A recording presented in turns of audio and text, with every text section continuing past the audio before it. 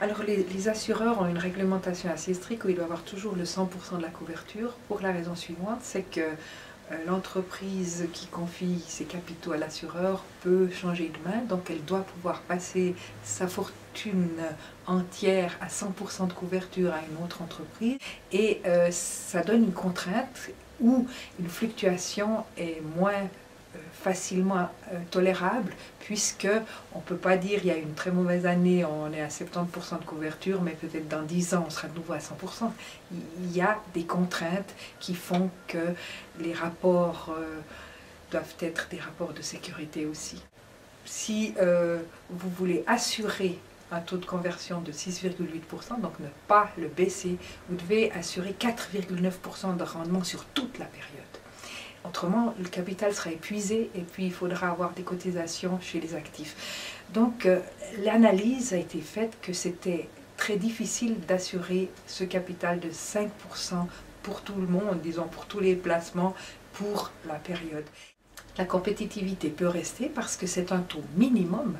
Les taux d'intérêt sont des taux minimums, le taux de conversion est un taux minimum. La caisse de pension peut se donner une contrainte supplémentaire, dire nous, on se contraint à verser 4%. Elle peut se donner un défi. Elle peut dire on veut maintenir le taux de 6,8%. Elle peut. L'institution qui confie son argent à un gestionnaire de fortune doit discuter avec lui, voir les risques et ils doivent assurer ensemble ce rendement à la caisse, parce qu'autrement on va arriver à une catastrophe. Donc si les actions paraissent sûres et puis qu'on peut assurer un rendement et un maintien du capital, moi j'y vois pas d'inconvénient. Les expériences qui ont été faites demandent un peu de réserve. Et le jour où les capitaux ne seront plus là, il faudra trouver de l'argent.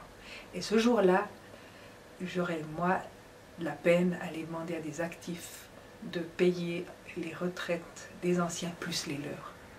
Parce qu'ils ont besoin de leur pouvoir d'achat. Et ça serait aussi augmenter la crise, puisqu'on va encore enlever du pouvoir d'achat aux jeunes familles qui, elles, ont besoin de cet argent.